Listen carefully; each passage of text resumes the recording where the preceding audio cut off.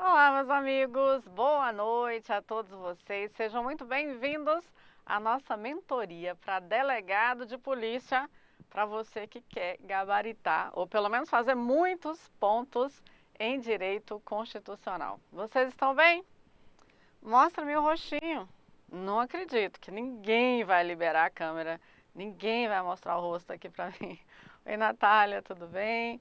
Eduardo, oi, Pedro, oi, Jéssica, Mel, Maria Flávia, Beatriz, Ludmila, oi, tudo bom, Ludmila? É uma chance de eu conhecer vocês. Oi, Thales, tudo jóia? Então, a gente já se conhece virtualmente, né, Thales? A Mariana também me mostrou o rostinho, que bom, obrigada, gente. Essa é a ideia. Oi, Catarina, tudo bem? Essa é a ideia da mentoria, né? Da gente estar mais perto realmente, mesmo que num ambiente virtual, né? Mas a gente está mais perto. Hoje a nossa mentoria vai ser assim, diferente, porque como vocês podem ver, eu não estou no meu estúdio, né? Gravando. Eu vim gravar do estúdio do Estratégia em São Paulo, porque eu tenho eventos aqui no final de semana e eu tinha um compromisso com vocês, estou gravando daqui. Eles me cederam o estúdio e é daqui que eu estou fazendo a mentoria hoje, tá bom? Por isso que estava aí de início com o aguarde do Estratégia. Vamos lá, Ludmila foi minha professora em 2006, não foi? Deixa eu ver você de novo. Ah, Ludmila! Perdeu o rostinho de criança, né? Você tinha um rostinho mais de adolescente, não tinha? Agora eu tô vendo o seu rostinho, que legal, que bom poder reencontrar você. Agora já uma moça, né? Não mais aquela carinha de adolescente. Quando a gente se encontrou, que legal, tá vendo? Vocês têm que me mostrar o rosto para eu poder me lembrar de vocês. Meus amigos, sejam bem-vindos. Deixe-me falar qual é o sentido dessa mentoria.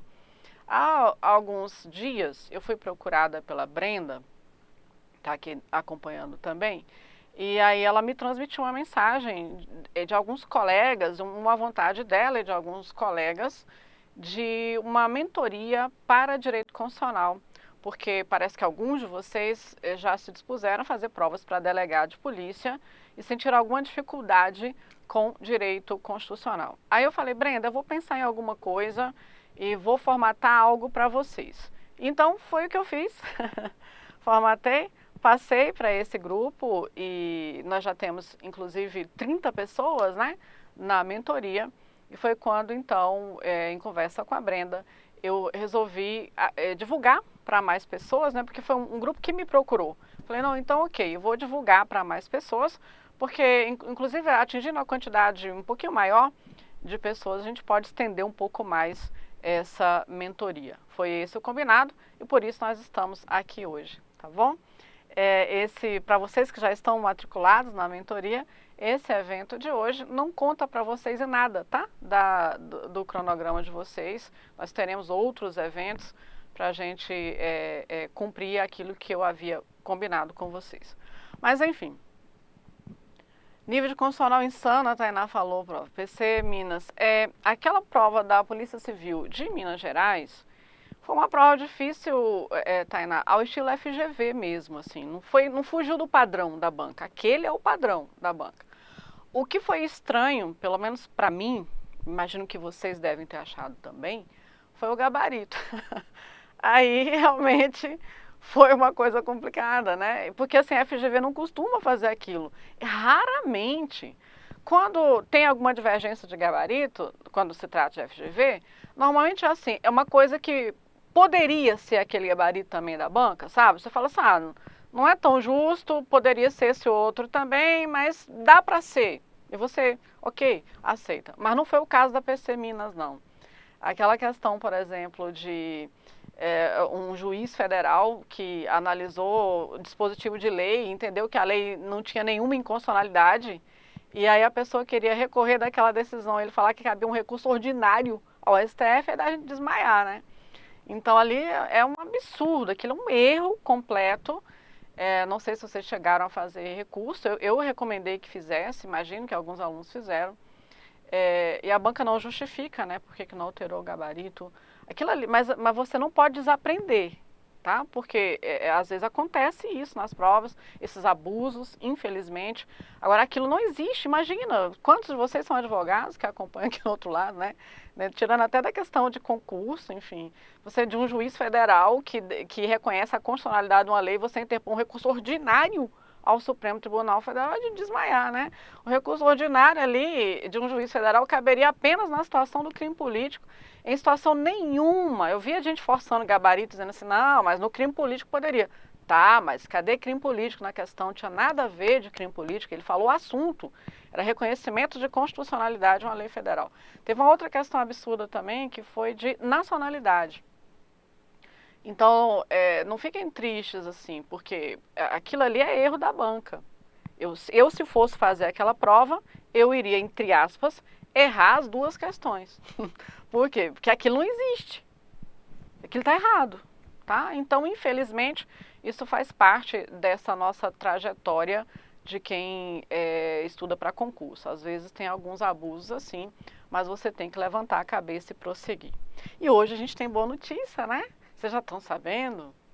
Edital da PC Ceará, que maravilha! E é Sebrasp, eu gosto muito mais do Sebrasp como banco examinador. A prova da FGV é mais inteligente, ela exige mais do candidato, mas eu ainda prefiro o Sebrasp, acho um estilo de cobrança mais justo, embora Sebrasp erre mais em gabarito que a FGV. A FGV é uma raridade. Aquilo que aconteceu na prova de vocês de Minas foi assim uma excepcionalidade. Nem sei o que aconteceu com aquele examinador ali. Talvez ele não quis perder o dinheiro que ele recebeu, né? Porque vocês sabiam disso? Quando a pessoa faz a questão e a questão depois tem recurso e ela anula, ela perde o dinheiro que ela recebeu por aquela questão. Pronto, fofoquei para vocês, às vezes até foi isso aí. Enfim. Então, o direito constitucional, e eu sempre falo isso nas minhas aulas, tem feito uma diferença muito grande nas provas para delegado de polícia, constitucional e administrativo. Por quê? Número 1, a quantidade de questões das duas disciplinas é bem grande. Às vezes você tem mais questões de constitucional do que de penal. E se você somar constitucional e administrativo, a depender da prova, tem mais questão de penal do que penal e processo penal. Por isso é uma das razões que tem feito a diferença. Às vezes está equilibrado, às vezes tem duas questões menos, né? Mas quando você se propõe a estudar para carreiras policiais, eu penso que vocês, além da vocação, vocês gostam mesmo de estudar a parte do direito penal, né? E do processo penal, devem dominar bem essas duas disciplinas, eu parto desse pressuposto. E talvez constitucional nunca foi assim o foco de alguns de vocês, né? Às vezes aquela matéria que você torce a cara, assim. Deixa eu ver se está torcendo a cara. Não, a Catarina tá sorridente ali, ó. Tá torcendo a cara, não. Enfim, mas e às vezes não é a matéria que você gosta muito, né? E larga para lá. E acontece o mesmo também com direito administrativo. E é um erro, porque são duas matérias muito pesadas, nas provas em geral, elas são cobradas de um modo mais denso. A parte jurisprudencial é bastante trabalhada e no estilo FGV de cobrança é uma prova muito analítica, né? Então que você tem que dominar realmente a disciplina. Imagino que seja essa a razão de susto de alguns de vocês estudando direito constitucional. Aí vão pensar, e aí, professor, e agora, né? O que é que a gente faz? Enfrentar? Tem que enfrentar. Pior vai ser o curso de formação de vocês. Bom é agora estudar direito constitucional. E o ideal é você estudar assim, não pensando como aquela matéria que passa como uma nuvem lá no céu, que tem nada a ver com você. O direito constitucional é o direito vivido. É o direito da prática, é o direito vivido. Então, o máximo que você conseguir contextualizar não é com seu cargo de delegado, porque a prova, no geral, não tem nada a ver com o que você vai precisar para a sua função de delegado. Ele quer mesmo, na prova objetiva, eliminar candidatos. Então, mas embora você não vá precisar de muito daquilo que você estuda na sua vida como delegado ou delegada de polícia, você vai precisar para a prova e aquilo, o direito ele regula as situações da vida e o direito mais contextualizado talvez seja o direito constitucional mesmo. E o que eu me proponho a fazer nas minhas aulas em geral? Trazer a matéria para a realidade, que eu entendo que fica mais fácil de estudar. Eu, quando comecei a estudar para concurso, eu comecei, assim, para o segundo concurso que eu fiz, né? Quando eu quis mudar de carreira, lá com 18 anos, eu comecei estudando para carreira fiscal. E aí foi a primeira vez que eu fui estudar constitucional.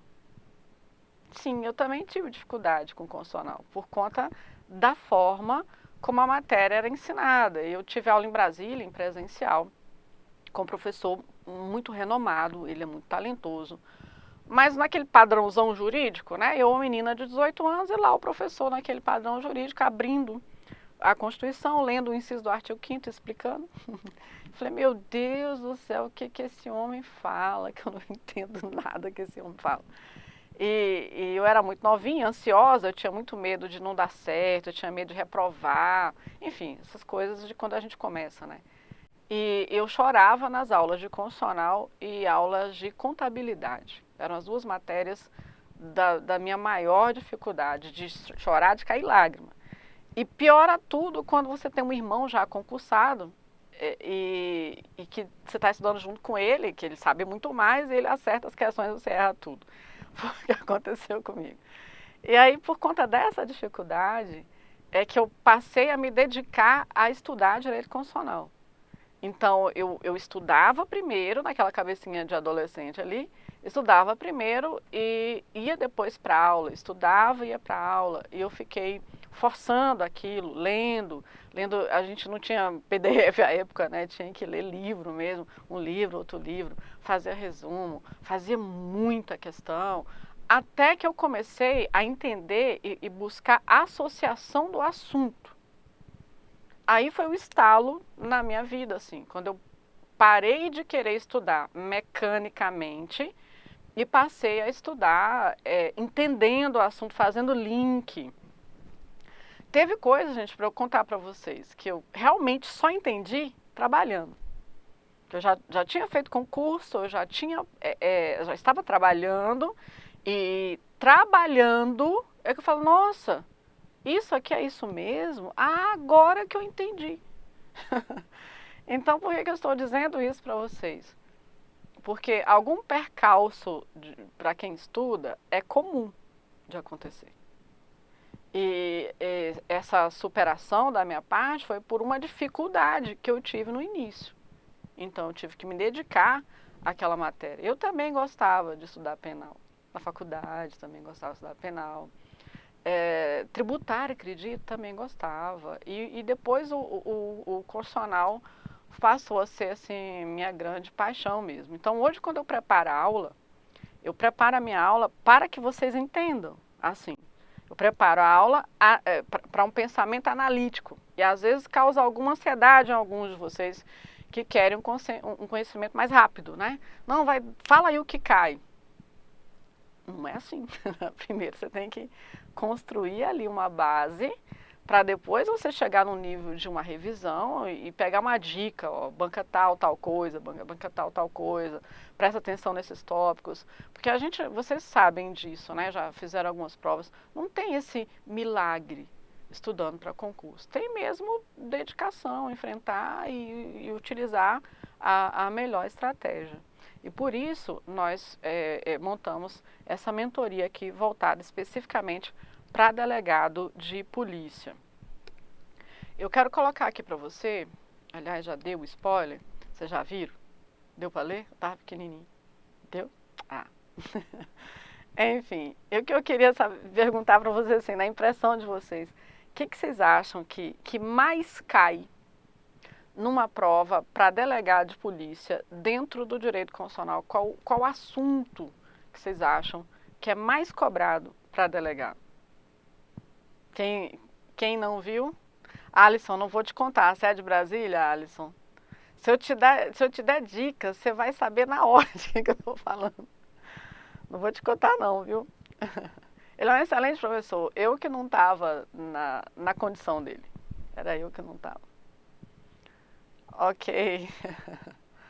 Controle de constitucionalidade, direitos fundamentais, o Carlos está falando, artigo 5º e controle. Então, vocês estão pelo caminho mesmo. Observe aqui, eu fiz uma estatística de 898 questões para delegado de polícia. Do ano de 2002 para cá, então todas as questões somente para delegado, para bancas variadas. Ludmila, você chegou o rostinho perto. Nossa, e tinha um menino que sentava perto de você, não tinha? Eu lembrei dele aqui, depois você me conta quem era. Tá vendo? Ó, eu tenho boa memória. Então, o tópico mais cobrado é realmente a parte de artigo 5º. Alguém falou assim, direitos fundamentais. Sim, faz parte dos direitos fundamentais. Mas dentro dos direitos fundamentais, a gente tem 5 classificações, né? O carro-chefe é realmente artigo 5º da Constituição. E além dessa parte geral do artigo 5º, a parte dos remédios constitucionais. Então isso aqui cai bastante. Não ouvi nenhum oba, ainda bem, né? Que é o que mais cai, uma vez que é um assunto mais simples. Sim, é um assunto simples. Agora, é um tema que, nas provas em geral para delegado de polícia, as bancas cobram a parte jurisprudencial. Claro que tem aquelas questões de literalidade do texto constitucional, mas normalmente o que cai é jurisprudência. Como vocês viram, por exemplo, na prova de delegado de Minas Gerais, a banca cobrando jurisprudência recente, até um ponto que se aplica ao processo eleitoral. Mas como tem a ver com o direito de intimidade e vida privada, ele resolveu cobrar aquela jurisprudência na prova de vocês, né? Sobre a gravação ambiental, a licitude da prova para ser utilizada no processo eleitoral especificamente. Foi uma boa questão. Então, de um modo geral, Sebrasp também vem trabalhando nessa parte de jurisprudência. E remédios constitucionais, as súmulas. São muito cobradas as súmulas do STF, súmulas do STJ a respeito desse tema. Agora, o segundo tema vocês não falaram. Vocês vão ficar chateados, né? O segundo tema mais cobrado, deixa eu fechar aqui na tela para vocês conseguirem visualizar melhor, é a parte de teoria da Constituição. E isso aqui cai muito, tá? É oba ou chateação do outro lado aí?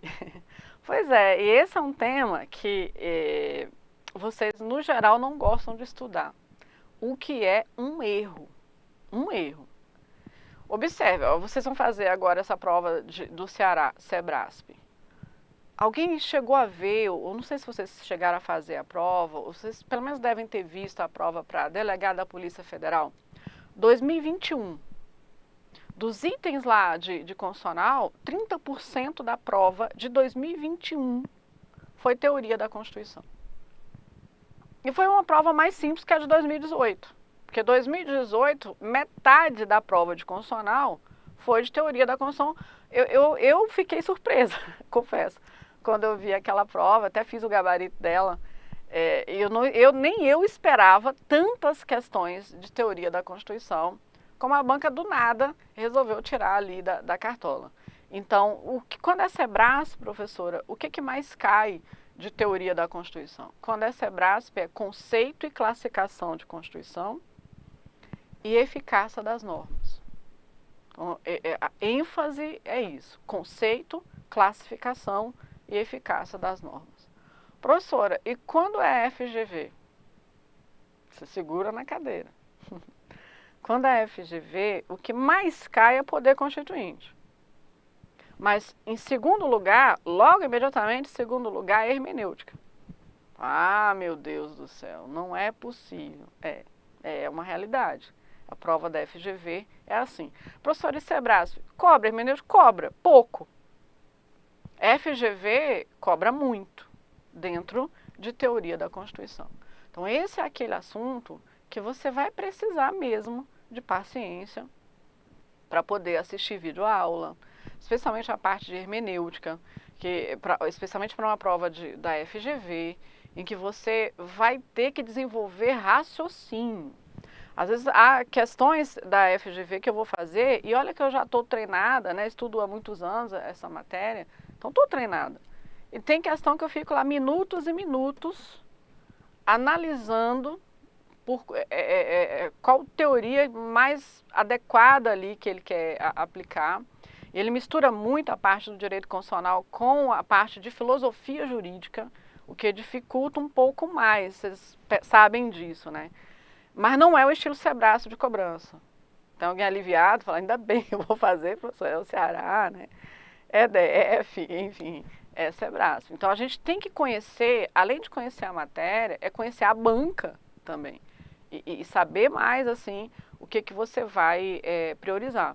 Mas essa parte, gente, de teoria da Constituição é a parte que eu recomendo que vocês assistam videoaula, especialmente dos pontos mais delicados, vamos dizer assim, que seria a parte de hermenêutica.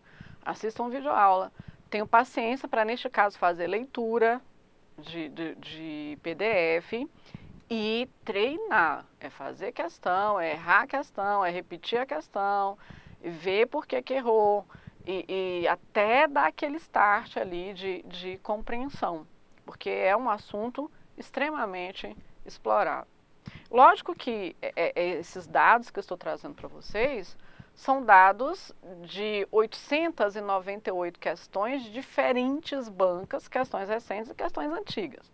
Então, quando a gente especifica por banca, isso aqui altera um pouco, tá? Por isso também é importante você ter essa orientação de estudar por banca.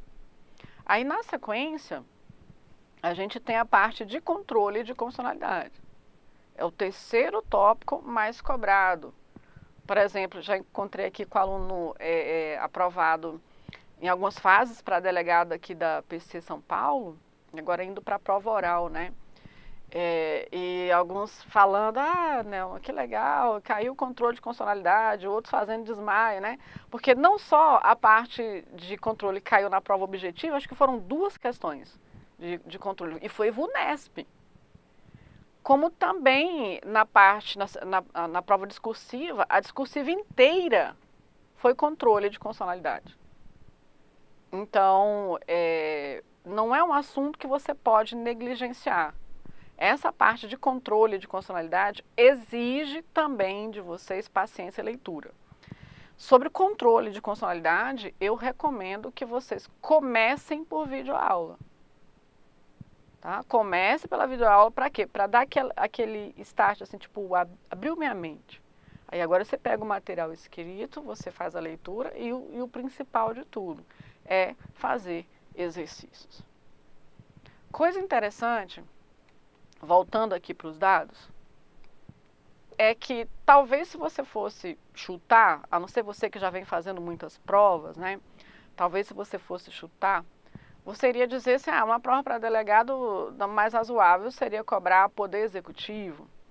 E poder executivo está lá nas últimas posições. O poder legislativo é muitíssimo cobrado. Seja por FGV, seja por Sebrasp. E cobrado o quê, professora? Tanto a parte geral do poder legislativo, quanto também costuma cair o processo legislativo. Aqui, 1/3 dessas questões, um pouquinho mais de 1/3 dessas questões são de processo legislativo. Agora, há uma diferença por banca. Por exemplo, quando você se propõe a fazer uma prova Sebrasp sobre este assunto aqui, o que mais cai? CPI. É o primeiro tópico mais cobrado. E segundo tópico, professora, imunidade parlamentar. Ih, falar em imunidade parlamentar, hein?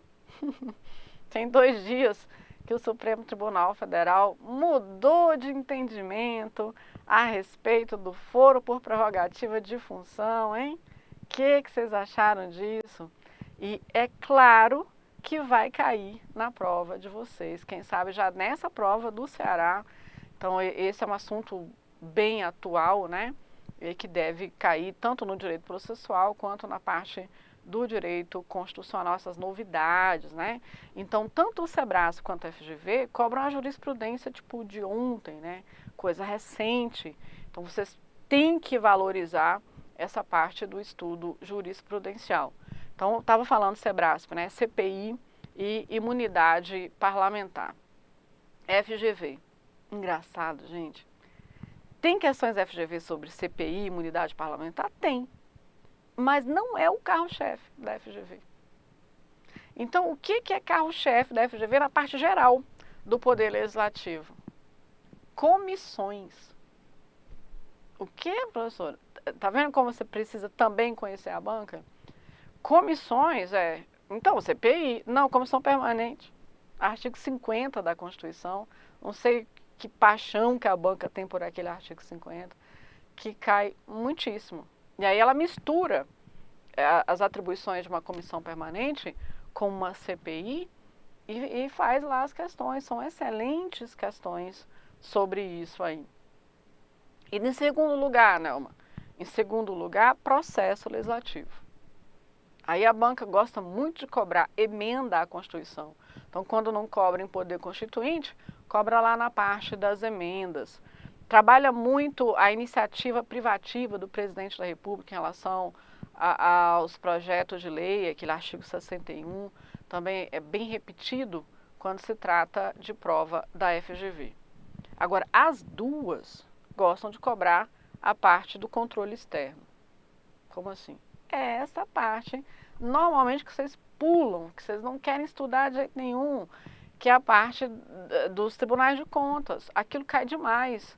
E cai o quê, né? A parte jurisprudencial.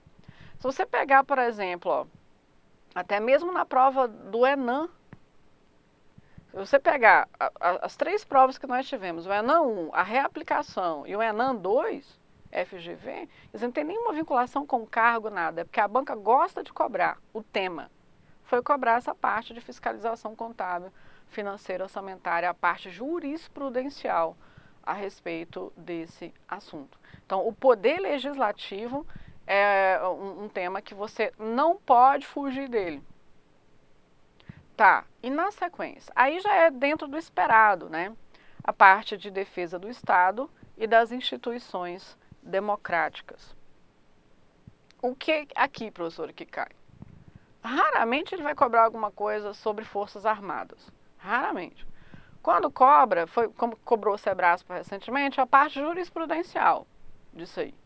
Querendo perguntar se existe um quarto poder. Porque o Sebrasp é dessa banca que gosta de colocar a mão em confusão. Quanto mais polêmico for o assunto, mais a banca está lá. Mas não é o que cai, assim, no geral. O que cai bastante? Estado de defesa e estado de sítio. E aí, misturando com intervenção federal, as diferenças, né, entre estado de defesa, estado de sítio e a intervenção federal. E aquelas questões que são de natureza padrão para a segurança pública, né, como atribuições da Polícia Civil, da Polícia Federal. Agora, certamente, por conta dessas várias decisões do STF sobre guarda municipal, vocês vão achar, claro, Sebrasp em especial, não é muito estilo FGV, questõezinhas sobre isso, e a gente vai estar trabalhando aqui, né, na nossa mentoria. Mas já fica essa observação aí para vocês. Aí, na sequência, a organização do Estado. Bom, aqui tem muita diferença de uma banca para outra.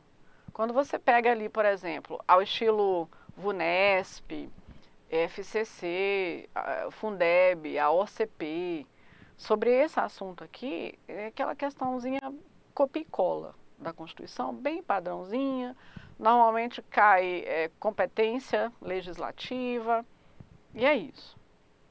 E agora? E as outras, professora? Não é o foco de Sebrasp na prova. Cai pouco quando se trata de Sebrasp.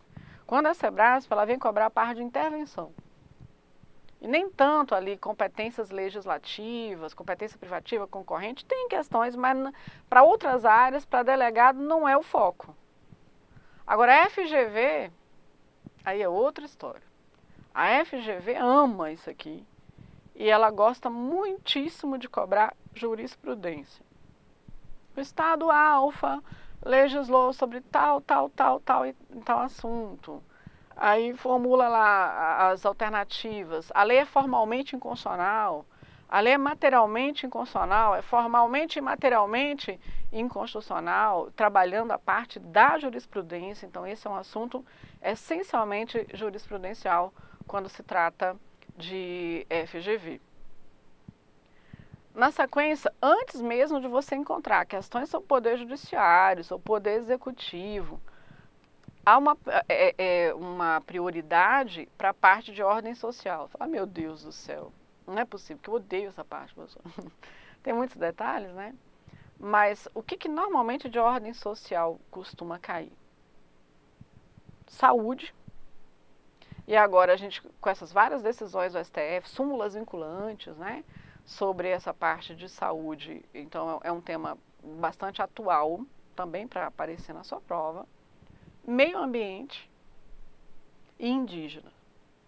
São os 3 tópicos mais cobrados. Vocês vão fazer delegado da Polícia Federal, sabe que essa parte de meio ambiente e a parte de indígena, para vocês, acaba tendo um pouco mais de relevância. Por isso que também é importante analisar o cargo, né? A diferença de delegado da Polícia Civil, delegado da Polícia Federal, a banca. E tem os detalhes que a gente faz pensando na banca e no cargo, né? Especificamente. Mas aqui a gente está trabalhando a ideia geral.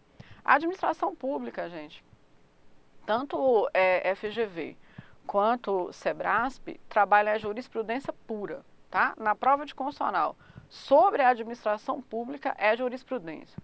Jurisprudência de quê, professor? Agentes públicos.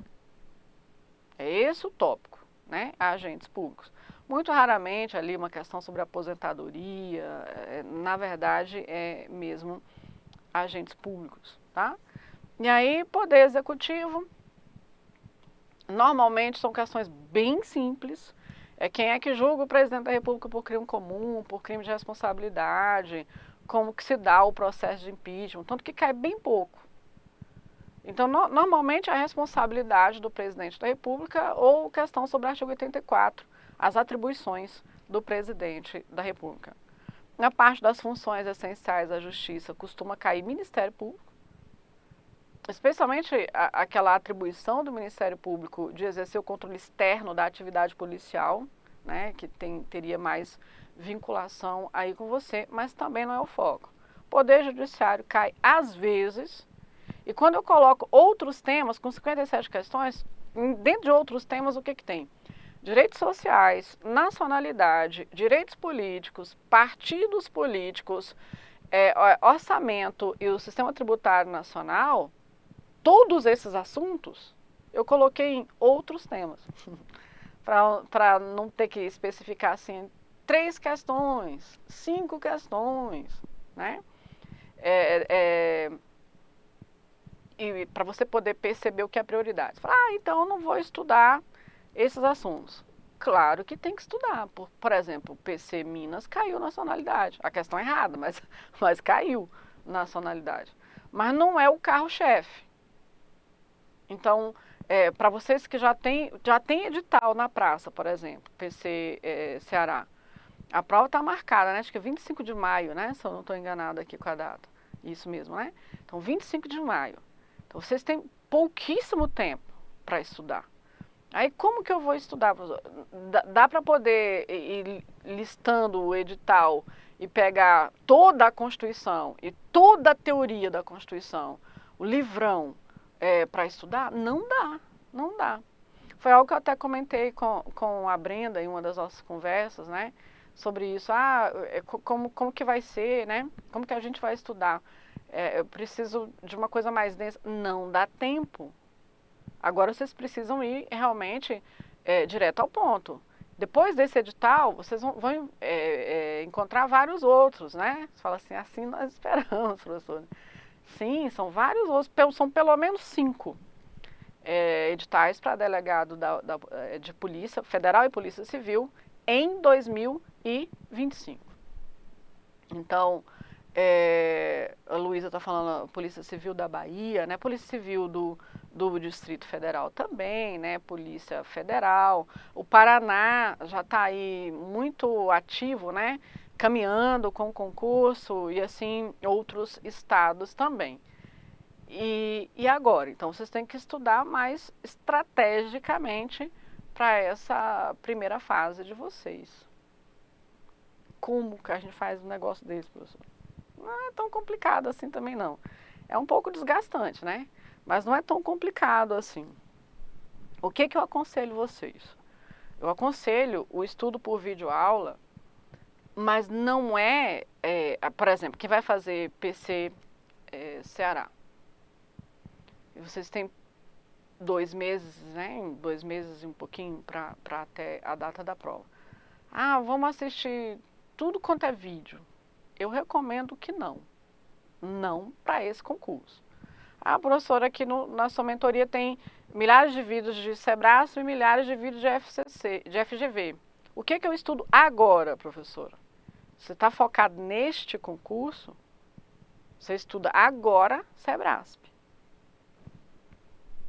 E como que eu vou fazer, professora? Pega os assuntos na sequência, como eles já estão disponibilizados para você, e vai acelerando o que for mais simples e vai priorizando com estudo mais detalhado aquilo que é necessário com base nos dados que eu acabei de mostrar para vocês.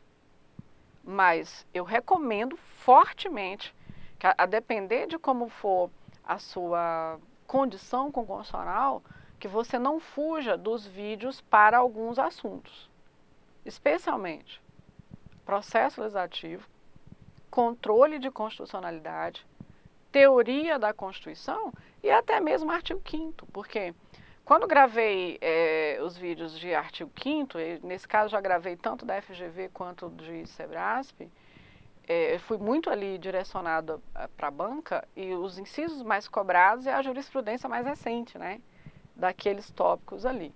Então, se for o caso, assim, você tem tempo, ouça, que às vezes você guarda mais do que numa leitura mais seca. Como um assunto mais leve, como esse, artigo 5º, direitos sociais, nacionalidade, direitos políticos, esses temas mais tranquilos, dá para você estar, às vezes, a caminho do trabalho, ouvindo.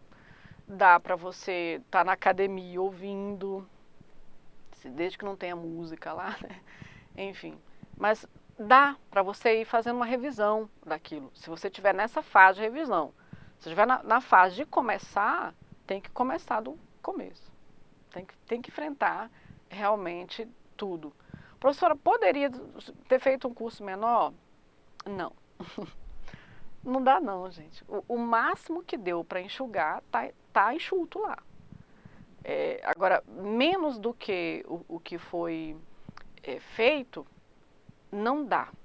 Não tem jeito, porque aí eu engano vocês, assim, vai cair uma questão na prova que não foi falado, né? Então, sendo assim bem realista, né? A Débora. É mesmo, Débora? Ela tá falando assim, professora, minha mãe passou no TSE só ouvindo suas aulas e arrumando a casa.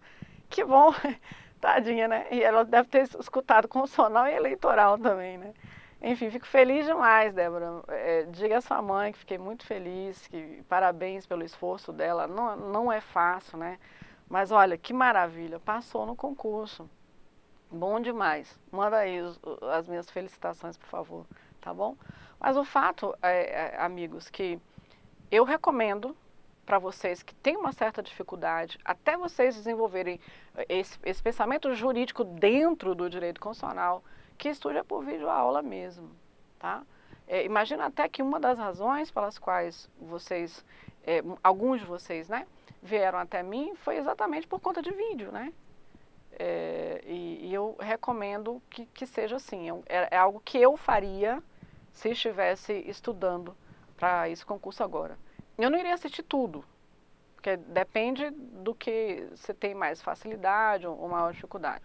Mas se puder assistir tudo, seria bom. Ok. E o que mais, professora? O que é o próximo passo? material, você tem que fazer leitura.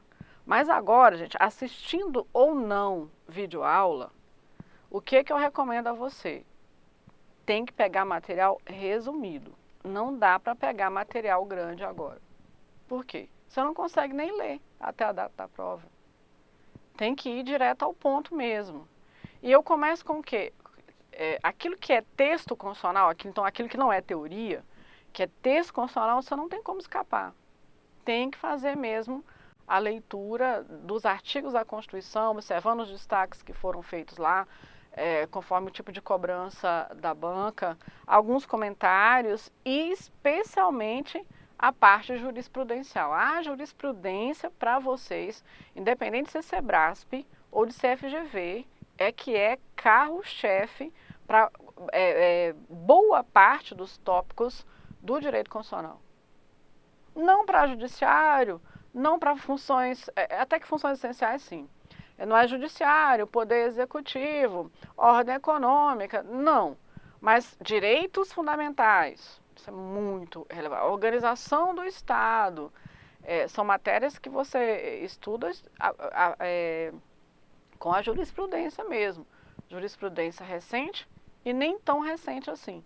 Você vê que no material eu cito para você jurisprudência um pouco mais antiga, por conta da linha de cobrança mesmo ali da banca. Nem tudo é coisa de ontem que cai. Tem coisa que é jurisprudência, como na prova de vocês, da Polícia Civil de Minas mesmo, jurisprudência lá em 2011, ele estava cobrando na prova, né, para delegado. E o ponto que eu insisto muito com vocês, é preciso fazer exercícios. A Brenda me falou, tem exercício demais, professora. Não foi ela que reclamou, ela falou que alguém comentou que tinha muito exercício, se ia estudar assim, por exercício e tal. Amigos, acreditem, a melhor forma que você tem para render rápido é fazendo exercícios. Não faz essa cara não, tá? Professora, como assim? Acredite em mim, eu estou fazendo um desafio para você. Testa. E aí, se não der certo, você fala para mim que não deu. É realmente um desafio. De quem já estudou muito para concurso também, de quem trabalha com concurso desde 2005. Tá ali a Ludmila, que não me deixa mentir, né, Ludmila? Eu também mudei bastante, né, de 2005 para cá. Tem 20 anos já, né, Ludmila? Enfim, tá vendo? Nossa, Ludmila, agora eu quero dar um desmaio. Tem 20 anos. Meu Deus! Enfim, tá vendo que eu tô boa de fisionomia ainda, né? Mas, amigos, então é indispensável fazer exercícios, muitos. E aí, tem aula que eu coloco mais exercícios para vocês, tem aula que eu coloco menos. Eu não coloco no material 100 questões, porque se eu colocar 100 e resolver 30, aí vocês vão querer as 70, por isso que eu não coloco. Mas as que estão lá, pensa que foram selecionadas assim, para esse pontapé inicial, né? Por quê? Porque nas nossas aulas de reta final, nós vamos fazer muito mais. Porque é assim que vocês vão render, estudar aplicando, estudar aplicando, estudar aplicando. Quando você assiste uma videoaula, ali você fala, entendi tudo. Ótimo, é muito bom. Mas você acompanhou o raciocínio de quem estava ministrando a aula. Quando você lê um PDF, um livro, e você entende, é maravilhoso. Mas é o raciocínio de quem escreveu. Chega o momento de tem que ser o seu raciocínio. E aí, como que vai ser o seu raciocínio? Na hora que você é confrontado ali, é você e a questão. E ali é que você vai ver que entendeu, ou que você não entendeu, ou que você entendeu errado, inclusive. E aí você começa a corrigir. Professora, mas eu fico nervosa, eu fico nervoso ao fazer questões erradas. Eu entendo, porque eu já passei por isso também. Não é bom a gente ficar errando, dá uma sensação às vezes que você não vai aprender, né? Mas aí é que você tem que insistir, porque você vai aprender. Errou 2 vezes a mesma coisa. A hora que aparecer aquilo de novo, Sua mente já vai te dar ali a orientação. E outra coisa, sabe o que, que eu percebi na prova do TJ-DFT, prova para magistratura? Já algumas pessoas, né, que conversaram comigo, gente muito boa, gente que está sabendo demais constitucional, que conversa de igual para igual, faz perguntas interessantes e tal, e essas pessoas não deram conta de fazer a prova. Ah, mas como assim, professor? Não deram conta de administrar o tempo. Ah, não, mas isso já aconteceu comigo também. Você teve dificuldade de administrar o tempo? É porque você não fez exercício. Ou não fez em quantidade suficiente.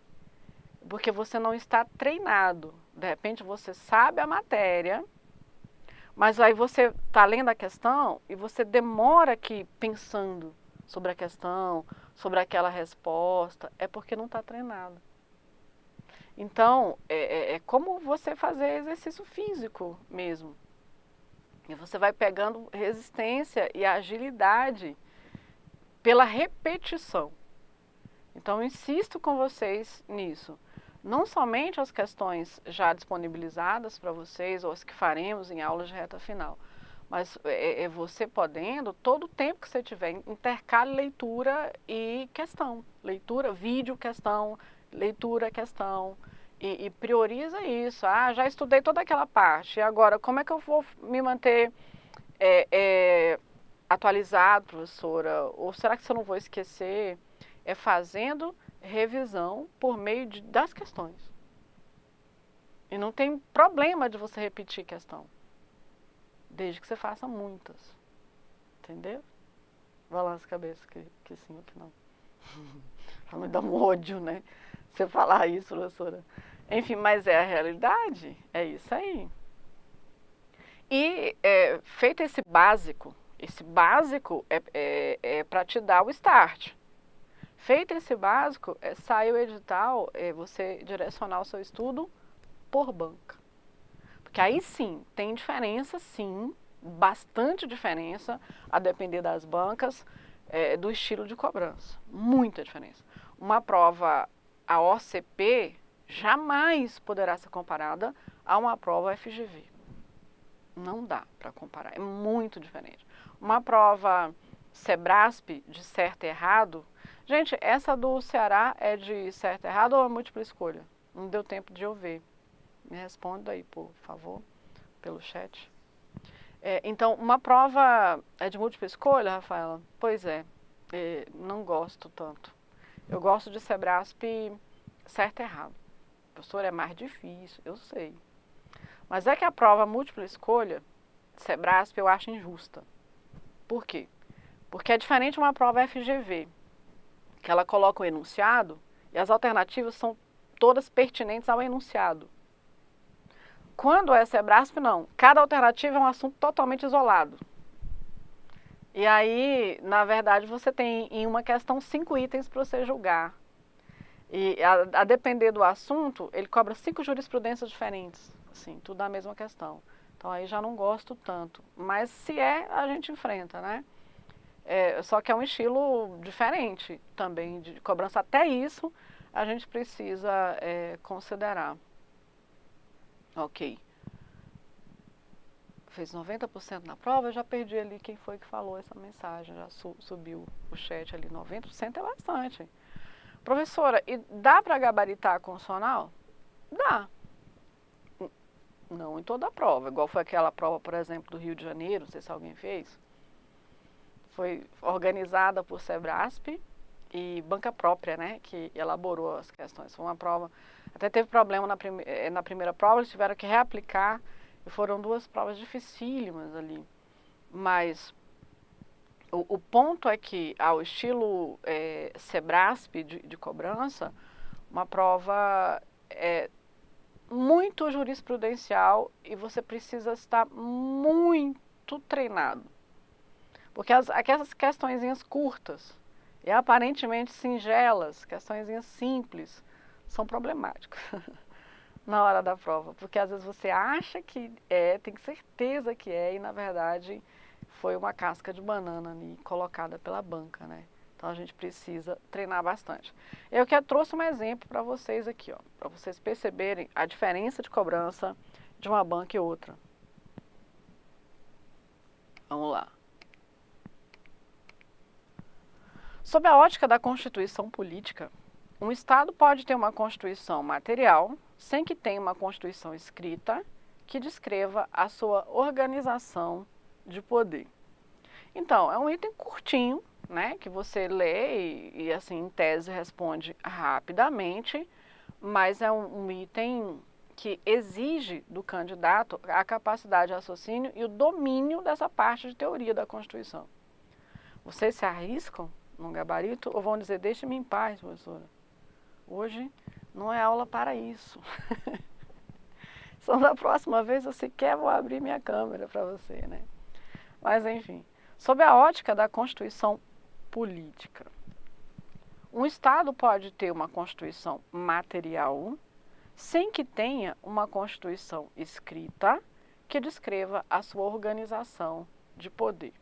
Um excelente item e ele está corretíssimo. O que eu quero mostrar para você? Item curto, trabalhando bastante conhecimento teórico e nada a ver com cargo. Então não fica você querendo colocar na cabecinha assim, não, eu só vou estudar direito fundamental porque você é delegado ou delegada, é só isso que interessa para mim. Não, a forma de cobrança não tem vínculo com o cargo. Te desanimei, né? Ou seja, vai ter que estudar sim esse assunto. Mas quando ele fala dessa concepção política, a concepção política é de Carl Schmitt. E ele dizia que a Constituição não é uma lei, um documento. Que a Constituição nasce antes de o documento ser criado. A Constituição nasce quando uma decisão política é tomada. Ué, e quem toma essa decisão? O governante. Foi tomada ali a decisão, nasceu a Constituição naquele momento e depois é que teve o trabalho do legislador transformando a decisão em normas jurídicas. Então, a partir dessa visão é que surgem os conceitos material e formal de Constituição.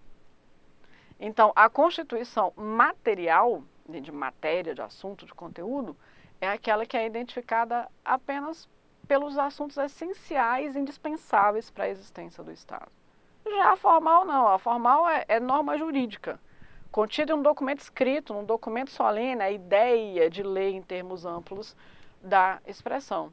Então, esses dois conceitos são os mais cobrados por Sebrae na prova, material e formal de Constituição, vem dessa concepção inicial de Constituição, que é o sentido político de Constituição.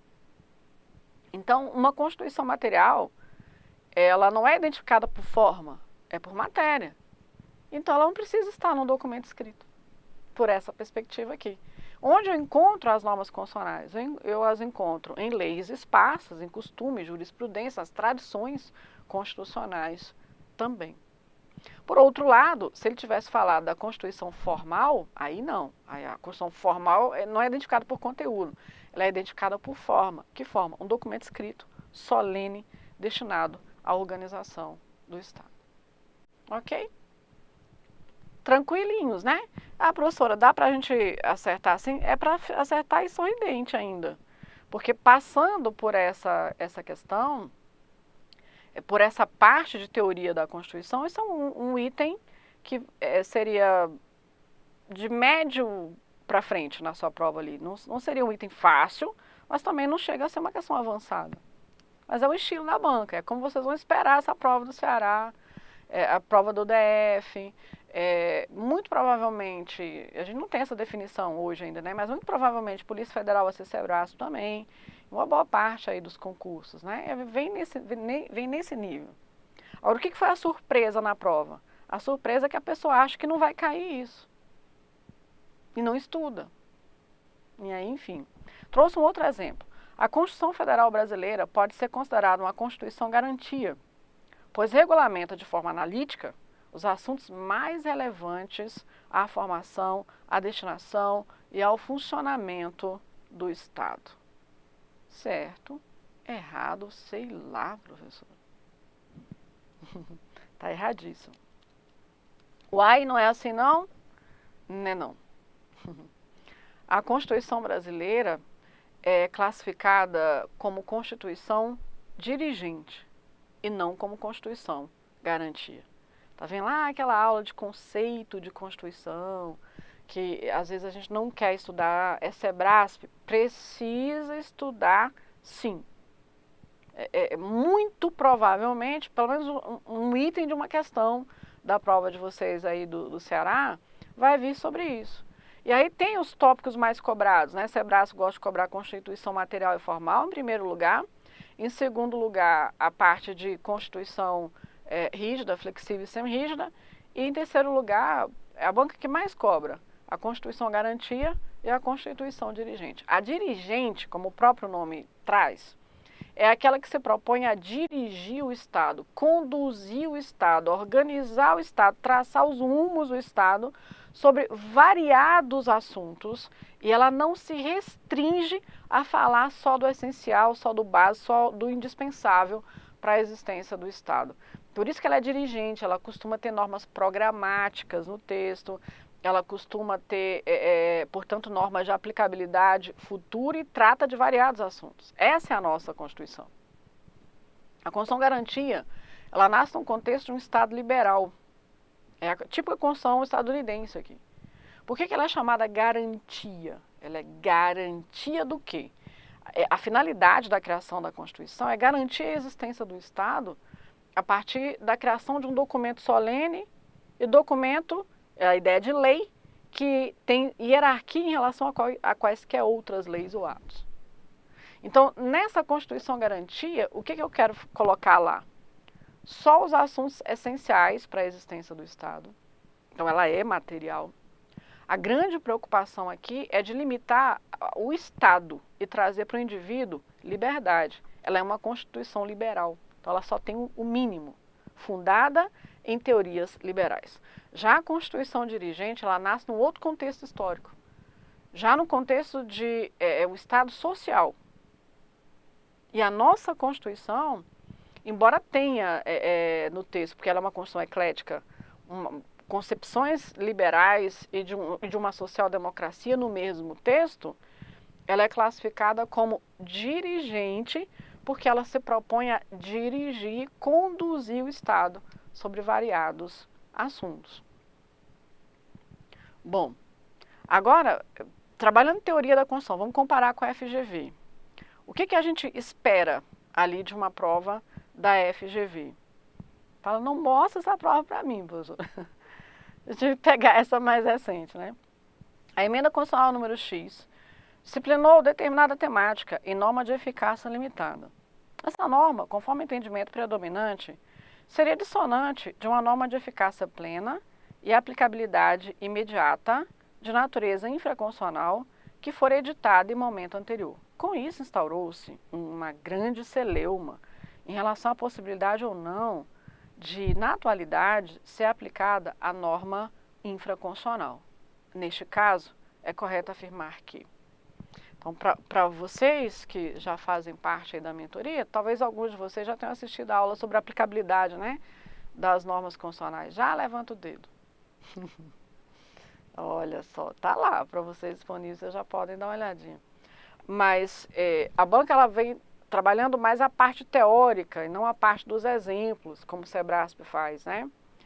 Para você lembrar, olha, uma norma de aplicabilidade imediata, quer dizer, uma aplicabilidade futura, condicionada à regulamentação infraconstitucional, ou seja, nós estamos falando de uma norma de eficácia limitada. Essa norma de eficácia limitada, que efeitos jurídicos ela produz? Para você se lembrar lá da hermenêutica também, da força normativa da Constituição. Não existem normas constitucionais desprovidas de eficácia jurídica. É norma constitucional? É. Então, ela é dotada de eficácia jurídica. Professora, mas mesmo uma norma de eficácia limitada, a norma limitada, professora, é incompleta. Ela cria uma expectativa sobre algo e aquilo só será integralizado o dia que tiver uma lei infraconstitucional. Isso mesmo, esse é o conceito de norma limitada. Então ela cria uma expectativa, não tem como exigir o cumprimento daquilo antes de uma regulamentação infraconstitucional. Mas ela não deixa de ser norma constitucional, gente. Toda norma constitucional é dotada de eficácia jurídica. Então toda norma constitucional, no mínimo, revoga dispositivo anterior, cria a obrigação de fazer ou deixar de fazer e é utilizada como parâmetro de controle de constitucionalidade. Então, no mínimo, nós temos isso. E é esse raciocínio que a FGV vem trazendo aqui nessa questão. Ó. Então, vamos repetir. A emenda constitucional X disciplinou determinada temática em norma de eficácia limitada. Essa norma, conforme o entendimento predominante, seria dissonante de uma norma de eficácia plena. Olha como é interessante a questão. A banca trabalhando o senso comum das pessoas. Então, por exemplo, vem a Constituição e diz isso. Aí vem uma emenda e fala que não é daquela forma. Só que essa primeira norma tem eficácia plena e essa segunda norma tem eficácia limitada. A minha pergunta é, se o x ao quadrado aqui foi acrescentado à Constituição por emenda, mas é norma limitada, e a norma original é plena, essa norma limitada revoga uma norma plena? Silêncio pairou. Então, isso aqui é absolutamente irrelevante. A classificação da norma constitucional, porque toda norma constitucional é dotada de eficácia jurídica. Toda norma constitucional revoga dispositivo anterior. Seja a norma de eficácia plena, contida ou limitada. Criei a norma por emenda, tem algo divergente dela? Tem. Então, aquilo sofrerá revogação. Professora, mas antes tinha aplicabilidade imediata, agora tem aplicabilidade futura e dá para revogar também. Isso é irrelevante. Foi a vontade do legislador constituinte derivada aqui. Não tira a eficácia jurídica de uma norma de eficácia limitada. Ela revoga o dispositivo anterior, ela é utilizada como parâmetro de controle de constitucionalidade, normalmente como qualquer outro dispositivo da Constituição. Então, considerando isso, vejamos lá. Neste caso, é correto afirmar que a norma infraconstitucional de eficácia plena somente será revogada pela norma infraconstitucional que regulamentar a emenda X. Nada disso. Uma é norma constitucional, a outra é norma infraconstitucional, que ele está dizendo que a infraconstitucional tem eficácia plena, quer dizer, a infraconstitucional é completa. Mas se a Constituição sofreu modificação, aquela modificação é aplicada imediatamente. E aquele dispositivo infraconstitucional é revogado tacitamente. Então, errado. Apesar de a norma de eficácia limitada carecer de regulamentação, ela revogou a norma infraconstitucional de eficácia plena, certinho. Caso a norma de eficácia limitada seja de princípio programático, a norma infraconstitucional de eficácia plena continuará a ser aplicada. Não tem nada disso, pura invenção.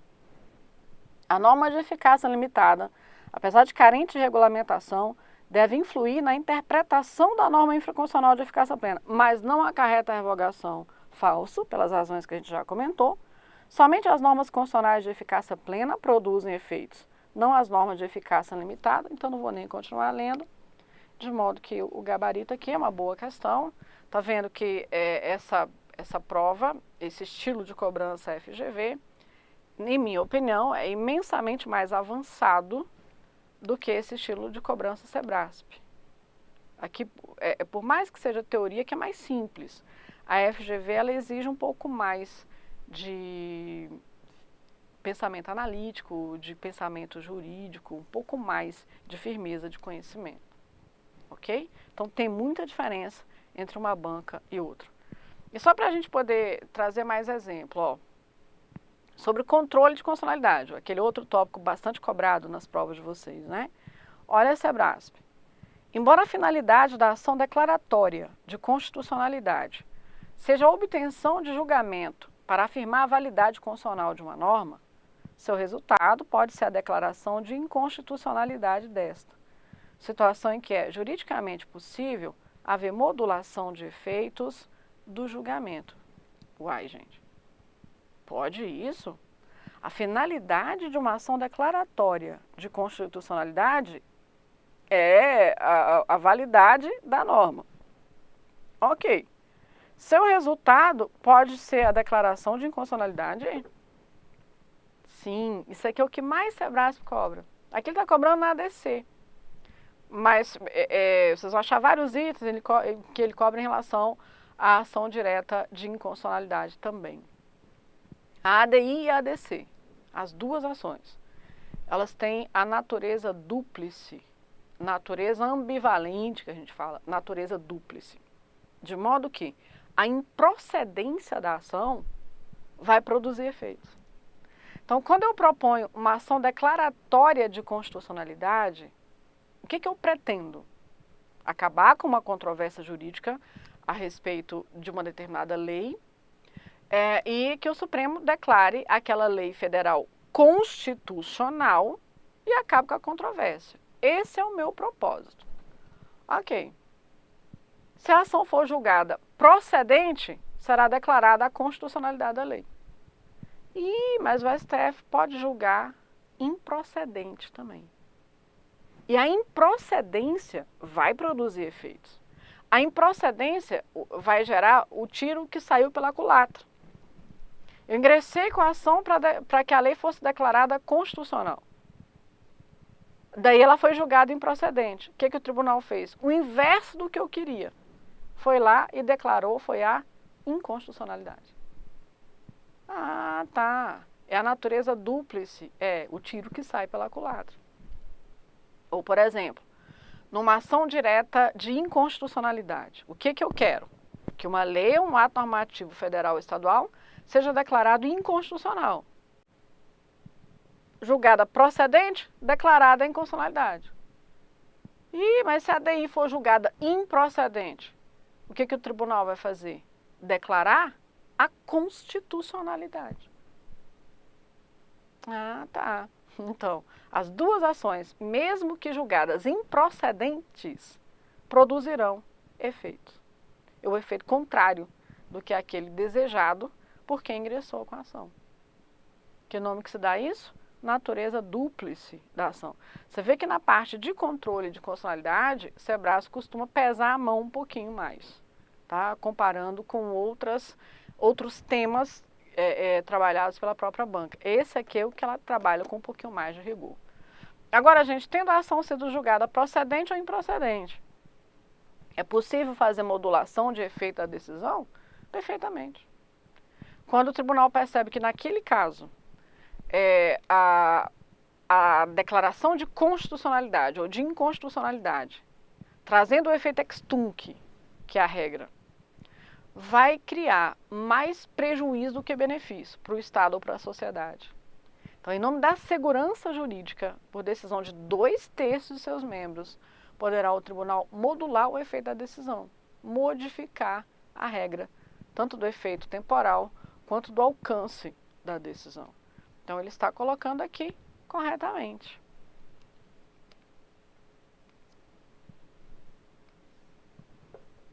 O próximo item. É vedado ao Poder Legislativo efetuar o controle de constitucionalidade repressivo de normas em abstrato. Olha que maldade de Sebrasp nesse item. É vedado ao Poder Legislativo efetuar controle de constitucionalidade repressivo de normas em abstrato. Vixe. Pode o Poder Legislativo fazer controle repressivo de normas jurídicas? Controle abstrato? Professora, não acredito, não. Olha que eu já estudei que o controle repressivo de constitucionalidade, o que é o controle repressivo? Aquele que se dá depois da espécie normativa já pronta. Então, o controle repressivo de constitucionalidade, aqui no Brasil, ele é do tipo jurisdicional. Ou seja, ele é feito pelo Poder Judiciário. Então, deve ser no que vocês pensaram inicialmente e pensaram corretamente. Então, ele pode ser difuso ou pode ser concentrado e ele é feito pelo Poder Judiciário. Ok. Mas, excepcionalmente, o Legislativo também faz controle repressivo. O Legislativo não só faz controle preventivo, só durante o processo legislativo. Depois da espécie normativa pronta, ele também faz controle de constitucionalidade em algumas situações autorizadas pela Constituição. Quem se lembra? Então, a situação mais evidente, né, o que não vai gerar dúvidas, é em relação à competência do Congresso, artigo 49 da Constituição, para sustar os atos do Executivo que exorbitaram do poder regulamentar ou extrapolar os limites da delegação. Não sei se vocês lembram dessa competência do Congresso, artigo 49, quinto inciso. Então, compete ao Congresso, como por decreto legislativo, sustar os atos do Executivo que exorbitaram do poder regulamentar ou dos limites da delegação. Então, ele fez uma lei delegada sobre um assunto que ele não estava autorizado. Ele fez um decreto regulamentar, inovando a ordem jurídica. E aí vai lá o Congresso Nacional, faz um decreto legislativo sustando aquele ato do Executivo. Sustando por quê? Porque o Executivo está tomando do Congresso uma atribuição de legislar. Ele está fazendo controle de constitucionalidade.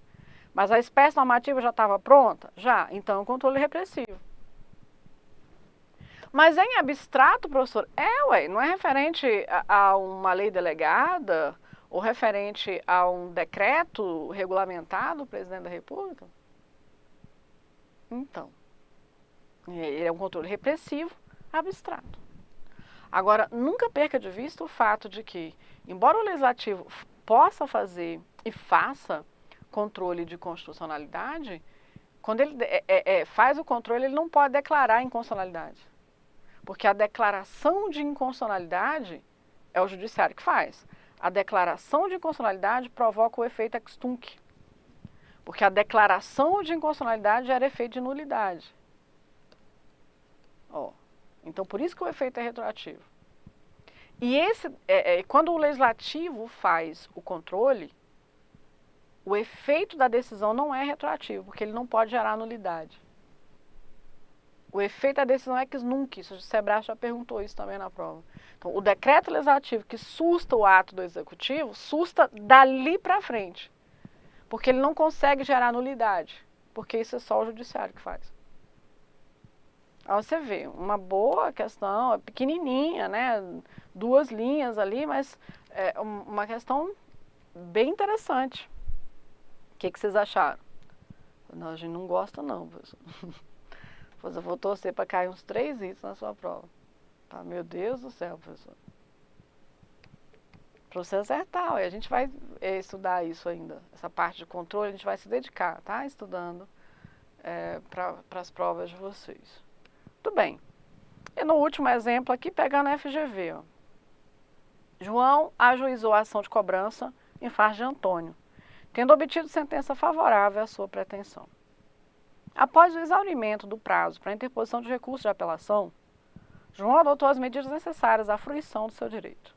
Nesse momento, foi surpreendido por uma petição de Antônio, informando ao juiz competente que o Supremo Tribunal Federal acabara de declarar a inconstitucionalidade da lei utilizada pelo juízo para julgar procedente o pedido. A decisão do Supremo Tribunal Federal. Olha como é FGV. FGV é jurisprudência pura, quase. Então, o ponto para a gente pensar aqui é o seguinte. Imagina, foi proferida uma sentença ali para um juiz de primeiro grau, no caso do João. João foi beneficiado. E ele, inclusive, já está dando seguimento àquilo. Aí, posteriormente, vem uma decisão do STF em sede de controle abstrato de constitucionalidade, reconhece a inconstitucionalidade de algo, e o João fala assim, e agora, né? Aquilo se aplica ao meu caso ou não? O Antônio já está logo peticionando, que a outra parte fala, juiz, você decidiu, mas o que você decidiu está diferente do que o Supremo Tribunal Federal decidiu. E a decisão do STF é vinculante. E o ponto para a gente pensar nessa questão é assim, o efeito vinculante da decisão do Supremo Tribunal Federal no controle abstrato de constitucionalidade? É automático? Porque nós sabemos que o efeito vinculante vincula os demais órgãos do judiciário. Todo mundo tem que julgar igual. Vincula a administração pública inteira. Tá, mas no caso do João e do Antônio, já tem sentença. A decisão do STF interfere nessa sentença? Porque o Antônio peticionou. Ele está querendo que o juiz reconsidere. Ó. O que vocês me falam sobre isso? Eu falo, professora, como é que eu vou te falar algo se a gente está bem voando aqui? A gente não gosta desse assunto. Vocês vão precisar desse assunto. Fiquem firmes aí. Então, amigos, a decisão do tribunal ela é vinculante. Só que, embora seja vinculante, o efeito vinculante não é automático. Se daquela decisão for possível recorrer, então o Antônio tem que recorrer da decisão e no recurso mostrar que a decisão precisa ser reformada, porque agora tem uma decisão do STF com efeito vinculante. Ah, então ele tem que recorrer. Professor, e se não couber recurso? Se não couber recurso, transição em julgado, que ele ingresse com ação rescisória. Mas o efeito vinculante não é automático. Então esse é um ponto também interessante, né? Discutido pelo Supremo Tribunal Federal e ao estilo FGV de cobrança. Então ele fala assim, a decisão do Supremo Tribunal Federal, letra A, por ter sido proferida no momento posterior ao exaurimento do prazo recursal, não pode ser levada em consideração, mesmo em sede de ação autônoma. Aí não, mesmo em sede de ação autônoma, não. O que seria uma ação autônoma aqui? Uma ação rescisória. Então, na rescisória, tem que julgar conforme o que foi decidido pelo Supremo Tribunal Federal, ok? Voltando aqui para a nossa tela. Não produz automática rescisão da sentença favorável a João, o que deve ser buscado com o ajuizamento de ação autônoma de impugnação. Aqui está certo. Permite que o juízo prolator da sentença venha rever o de ofício. Não, ele já sentenciou, hein? Se ele sentenciou, como é que ele vai trazer outra sentença? Não, aí tem que fazer por meio de recurso. Em razão da expressa provocação de Antônio, pode ser levado em consideração pelo juiz prolator da sentença, que poderá reformar essa outra, ele vai reformar a decisão dele.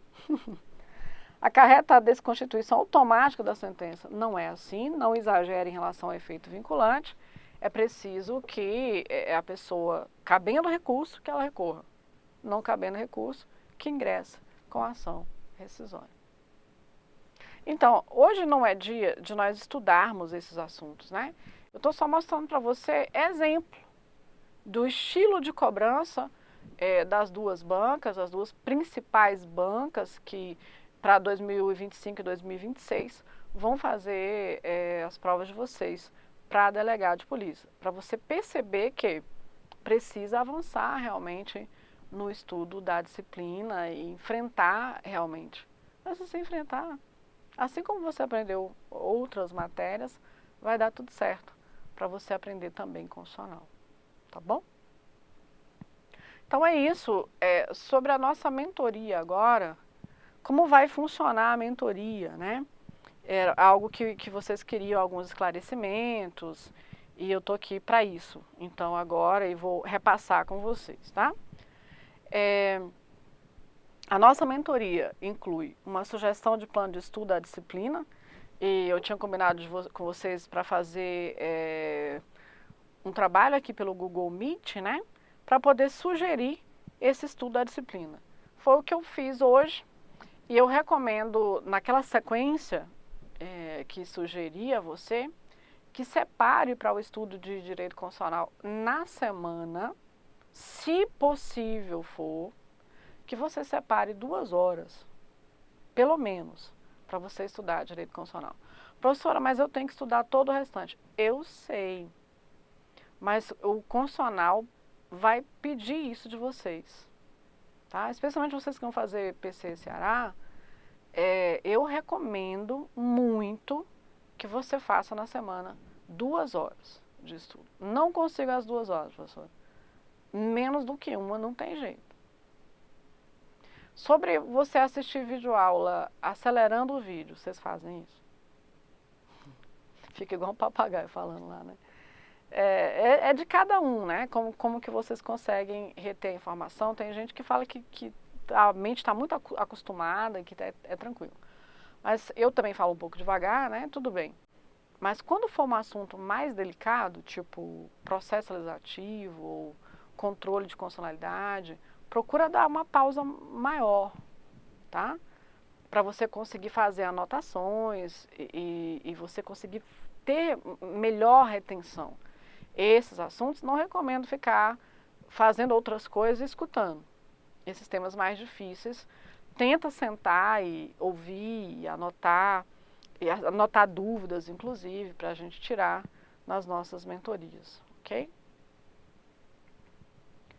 Acesso a videoaulas e material teórico. Sobre a parte das videoaulas, gente, então, a nossa mentoria tem videoaulas de duas bancas diferentes, Sebrasp e FGV. Professor, essas videoaulas de Sebrasp, quando foi que você gravou? Eu gravei em 2024, segundo semestre de 2024, por ocasião do concurso do TSE. Então, a maioria dessas aulas, mais da metade, não chega a ser maioria, mas mais da metade do curso, curso recente que eu gravei, no contexto do TSE, prova Sebrasp. Agora, TSE não tinha controle de constitucionalidade para analista, ó, não tinha controle, não tinha várias coisas, conceito de Constituição, classificação de Constituição, hermenêutica e tantas outras coisas que o curso de vocês tem. Então, vocês vão ter um curso Sebrasp completo. Alguém no início da aula falou assim, professora, você poderia gravar um curso inteiro de constitucional? Eu gravei, 2, né? Na verdade. Então, mas eu priorizei gravar por banca e fazer um curso para que você estude mais rápido. Um curso de iminência de um edital ou de pós-edital. Essa é a ideia do curso, é a agilidade dele. Então, a gente está indo direto ao ponto, tá? Então, existem essas aulas já naquele cronograma que vocês têm na plataforma de disponibilização.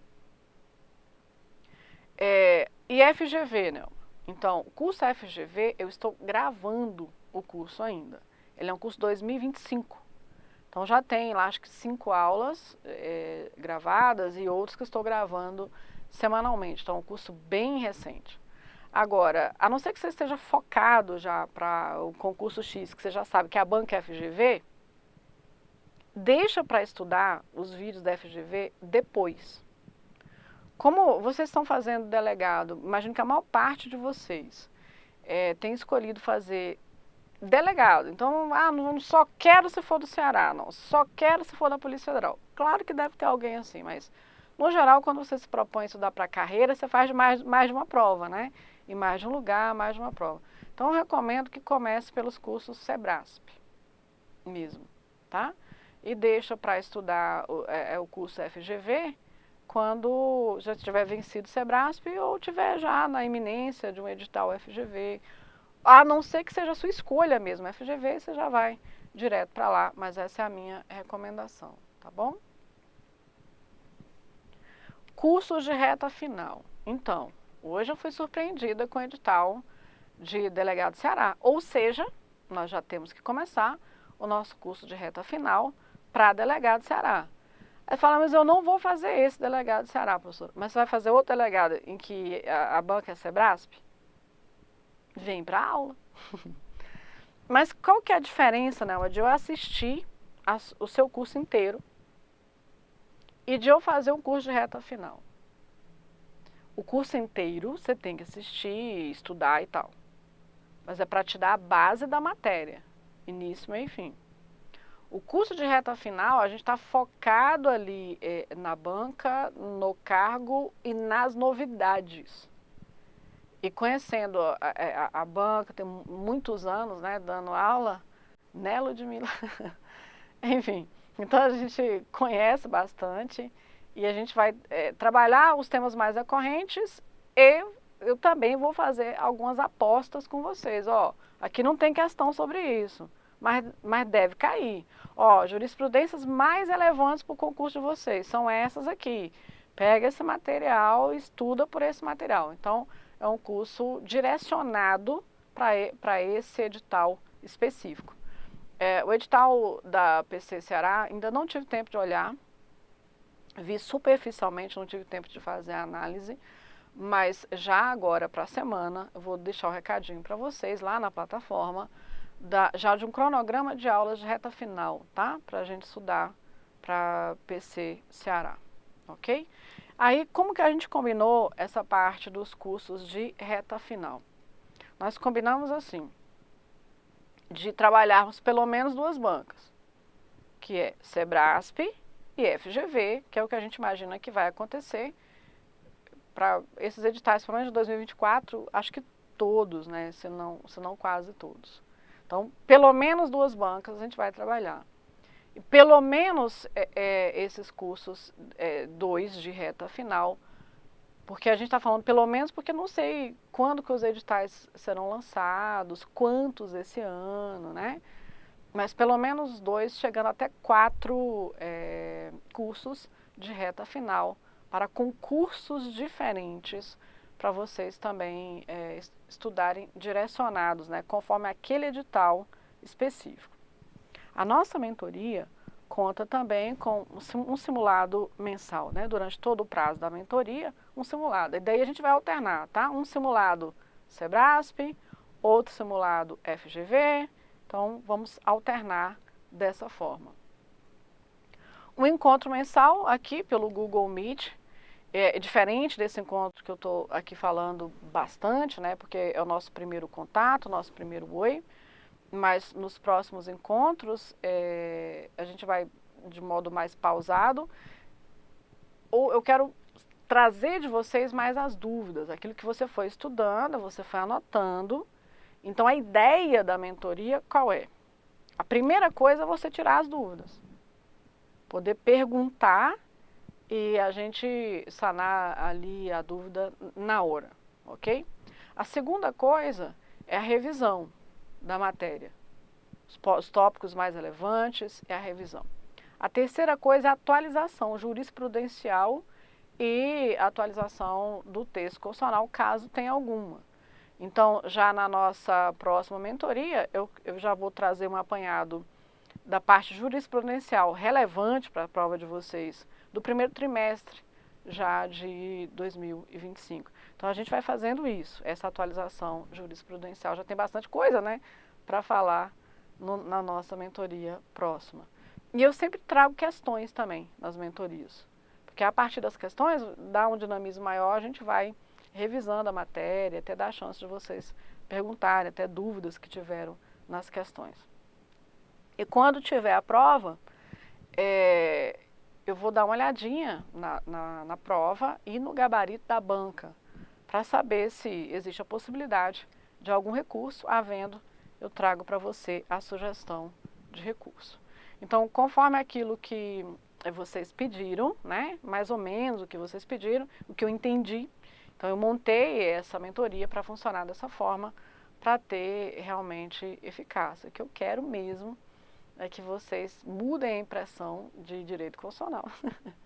E que vocês comecem a acertar, não precisa gabaritar constitucional não, mas que comecem a acertar o suficiente para vocês serem aprovados, né? Jorge, por favor, fala aqui pelo chat, porque pela forma como está a mentoria hoje, vocês não conseguem falar. Mas coloca aqui pelo chat que eu te respondo, tá bom? Eu vi que você levantou a mão aí. Ok.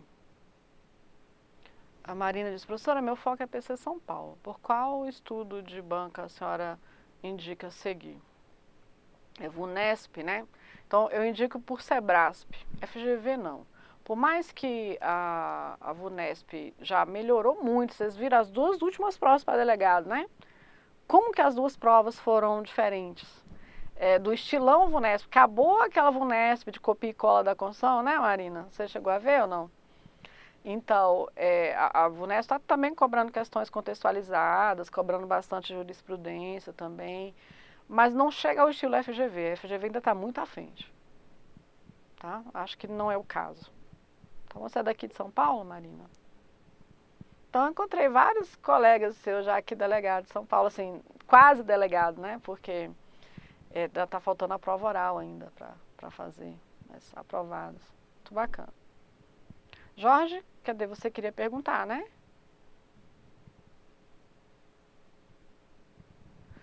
Gabriela, essa mentoria vai ser para a Polícia Federal também? Sim, é para delegado de polícia, tá? Então, seja Polícia Civil, seja Polícia Federal. Inclusive, essas aulas que a gente já vai começar agora com a Polícia Civil do Ceará ajudarão muito vocês para a Polícia Federal, porque provavelmente a banca vai ser Sebrasp também, né? Carga horária da mentoria Maria Flávia pergunta. Então, eu não consigo calcular isso para você. Como não, professora? Porque são muitos vídeos, né? Até no material que eu disponibilizei para o pessoal que me pediu a mentoria, eu indiquei lá a quantidade de vídeos, né? Então, separei por aulas e a quantidade de vídeos em cada aula. Os vídeos de cada tópico tem, em média, 1h30 de duração. Tem vídeo de 1 hora, de 50 minutos, tem vídeo de 2 horas. Então, 1h30 de duração, em média, de cada vídeo. Então, eu não consigo te dizer a quantidade exata, tá? De horas dessa mentoria, Maria Flávia. Mas é um curso completo, né? Seja FGV, seja Sebrasp, é um curso completo. Jonathan, Polícia Bahia, por qual estudo de banca a senhora indica Sebrasp? Jonathan, também, começa por Sebrasp, tá? Você não conseguiu perguntar, Jorge? Você está com a mãozinha levantada aí ou foi equívoco? Se quiser perguntar, pode falar. Aqui pelo chat, por favor. Tá bom? Então é isso. Para vocês que já estão na mentoria, né? Quanto tempo de duração? O que é o tempo de duração que a gente está colocando aqui? São os encontros comigo, porque a gente tem uma semana, né, uma vez por mês, melhor dizendo, de encontro, esse encontro virtual. Mais os cursos de reta final, para os editais que forem saindo. Então, talvez até tenha sido isso que você queria me perguntar, né? A mentoria vai de 6 meses. Estou colocando aqui 1º de abril, embora vocês já estão com acesso do material, acho que desde o início de março ou final de fevereiro, talvez, né? Quem já contratou. Mas eu não estou considerando, computando nada, tá? Que eu queria falar com vocês primeiro, deixar tudo esclarecido primeiro, para depois contar esse tempo aqui. Então, estou colocando aqui, refazendo, tá? 1º de abril até dia 30 de setembro de 2025. Agora, o tempo de acesso ao curso é o tempo de 1 ano de acesso ao curso, tá? Então, embora a gente não vá ter, depois desse período, encontros mensais, mas vocês têm todo o material disponível na plataforma, inclusive das mentorias. Assim, por exemplo, quando eu terminar aqui com vocês essa aula, é o tempo de eu conseguir subir para a plataforma, vocês têm acesso lá, essa mentoria também na plataforma. A Adriana pergunta qual plataforma que é utilizada. Adriana, é a plataforma da Tutory, tá? Qual o valor da mentoria? O valor da mentoria é de R$ 1.597. É possível dividir até 10 vezes, sendo que 4 vezes você consegue dividir sem juros. A partir disso já tem juros cobrado pela plataforma, tá? E se à vista tem 10% de desconto. Então é isso. Essa mentoria, então, eu preparei a pedido e agora estou com os meninos que me pediram aqui juntos e franqueei para outras pessoas, mas eu só vou deixar aberto, vamos dizer assim, até o final agora do mês de março, tá?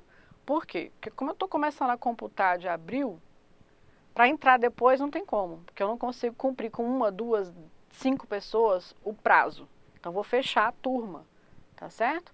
Então, se você não é aluno da mentoria e se você tiver interesse de se tornar aluno, tenta fazer isso logo para participar de todos os encontros, de todos os projetos, tá bom? Catarina, você já está assistindo às aulas? Então, que bom, fico feliz, obrigada. Bom saber que você está gostando. Obrigada, Rafaela, muito obrigada. Que bom. Aí, ó, se está gostando, quer dizer, está entendendo. Isso aí é um bom sinal, né? Que bom, Amanda, fico feliz também que você esteja gostando, muito feliz. E esse é só o começo, tá? Então, o que eu quero mesmo é que neste ano de 2025 vocês venham com os depoimentos, né? Como a Daiane já falou que a mãe dela foi aprovada ali, que você fala, ó, professora, deu certo, né? Consegui a minha aprovação. E que sejam felizes sendo delegados e delegadas de polícia, essa missão tão importante. Ludmila, você está no DF ainda, não está? Você vai fazer PCDF também? Vai? Não. Mas vai fazer dos outros estados também? Só DF. Ótimo. Uma boa escolha. Ah, é analista do TJ. Uai, Ludmila. Aí eu me metendo na vida da Ludmila, gente. Vai valer a pena você sair do TJ para ser delegado de polícia? É sonho, né? É vocação, é isso, né? Ah, porque acho que financeiramente não vai valer a pena, né? Eu penso que não. Vai fazer polícia... Uai, não entendi. Vai fazer polícia federal também. Vai para a fronteira, Ludmila. Muito bem. Que você seja abençoada e que não seja só a sua vontade, que seja a vontade de Deus para você, que você fique no DF mesmo. Ok. Jonathan, como faz para ter acesso ao link? Jonathan, então eu vou pedir a você o seguinte, que você consiga pelo meu Instagram, que eu não quis trazer isso para a nossa mentoria hoje, quis divulgar, mas não quis trazer para a nossa mentoria hoje. Lá no Instagram tem o link e você pode acessar por lá, tá? Caso você queira fazer parte da mentoria. Qualquer dificuldade, vocês podem mandar um e-mail para contato@nelmafontana.com.br. E aí as meninas respondem para você direitinho, tá bom? Então, amigos, é isso. Eu vou alterar agora para vocês que já estão na mentoria as datas lá, né? E agora que tem essa novidade do edital, a gente vai fazer a correção das datas. Não sei se vocês viram que o material já foi corrigido lá, que tinham subido o material errado. Depois dá uma olhadinha, me fala qualquer coisa. Mas pelo que eu olhei, parece que foi tudo corrigido já lá na plataforma, tá? Raíssa, acha necessário imprimir o material? Raíssa, e olha que eu sou uma pessoa muito tradicional, né, em relação a isso. Eu acho que não vale a pena, não. Se você tiver um iPad ou algo do gênero, que você consiga fazer a leitura, vai mais rápido, tá? Um tablet, a Tatiana tá falando. Tatiana, você também é a Tatiana de Brasília? Eu me metendo na vida de mais um. Tatiana Pinheiro, parece que é... Não é não? Ah, então tá. Mas contemporânea é sua, Ludmila. A Tatiana de vez em quando fala comigo também. Mas não é a nossa Tatiana Pinheiro aqui. Bom, mais alguma dúvida para vocês que já estão com a mentoria contratada? Eu que agradeço, Ludmila. Muito obrigada pela confiança. Estou aqui disponível para tirar as dúvidas de vocês. Ah, sim. Esse vídeo eu vou subir no YouTube, no meu canal no YouTube, amanhã, tá? E lá eu coloco o link para quem quiser adquirir a mentoria. Mas lembrando assim, que eu vou fechar, tá? Essa mentoria depois, com os alunos que já estão, quem entrar até o final de março, porque depois não tem jeito de entrar, porque não tem como acompanhar sem estar na turma. Porque como é que eu vou fazer datas diferentes para cada um, se tem os encontros virtuais, ok? Obrigada, Tassiana, muito obrigada. Ah, animadíssima estudando, fico feliz de ver isso. Muito bem, muito bem. Tá bom. Obrigada, gente. Espero ter sanado as dúvidas de vocês. E agora conto com a empolgação de todo mundo, tá? A gente precisa ter uma atitude positiva. Eu sempre falo isso com os meus alunos. Não é aquele pensamento positivo da meditação, simplesmente. Não. É a atitude positiva. É você fazer um planejamento. Qual é o seu planejamento? Você é delegado ou delegado de polícia. Quando? Em 2025 ou 2026, talvez alguém está com planejamento para o ano que vem. Ok, eu vou ser delegado ou delegada nesta data. Ótimo. Então você tem que ter também essa fé, essa esperança, essa fé. Agora, ser realista. Do que eu preciso para poder passar nesse concurso, eu estou com mais facilidade em quê, com mais dificuldade em quê. Então, quando vocês vieram até mim, foi mostrando dificuldade em constitucional, né? Mas faça essa avaliação geral da situação de vocês, enfrentem essa realidade, pague o preço necessário para a realização desse sonho de vocês, fazendo tudo o que for possível para a realização desse sonho. Isso que significa atitude positiva, acreditando que vai dar certo, mas dando passos, fazendo o que é necessário fazer, tá bom? E sendo resiliente, é um passo atrás do outro passo, até dar certo, tá bom? FGV ainda não está liberado, está gravando. Tem aulas já gravadas. Ontem eu pedi para Brenda, a minha equipe, não a nossa Brenda aqui, para poder fazer a mudança dos dias lá para subir. Acho que mudou também lá alguns dias. A gente vai subir os vídeos, tá? Mas já tem umas 5 aulas gravadas já de FGV. Mas aí você vê se você precisa de FGV ou não, por onde você vai começar a estudar. Daiana, professora, assinei o curso. O material FGV, Daiana, é isso que eu estou acabando de falar. Já tem 5 aulas, 5 ou 6 gravadas. As datas foram alteradas, só falta agora subir o vídeo na plataforma, tá? Professora, vai ter aula sobre remédios constitucionais? Sebrae cobra muito esse tempo. Sim. Você já chegou a ver, Douglas, aula sobre artigo 5º? Na aula sobre artigo 5º, eu estou trabalhando já lá a parte de remédios constitucionais, tá? Então não está separado como um tópico remédios constitucionais, mas está lá, como artigo 5º. E agora na nossa reta final a gente vai trabalhar mais, tá bom, Douglas? O que mais? O Jonathan pergunta sobre o meu curso Sebrasp, qual o valor? Eu sou péssima, Jonathan, para saber os valores dos meus cursos, mas acho que é 497, eu acho. Não tenho certeza, tá? Manda um e-mail aqui que as meninas respondem para você, manda o link, manda tudo. Venda não é comigo, aula, não tem vocação. Enfim, vou adquirir muito. Obrigada, Douglas, fico feliz pela confiança, tá bom? Ok, amigos, eu vou subir esse vídeo, então, amanhã no YouTube. E lá na descrição do vídeo vou colocar todas as informações referentes à mentoria, tá bom? Obrigada, ótima noite para vocês, bom final de semana e até a próxima, bons estudos. Tchau, tchau, gente.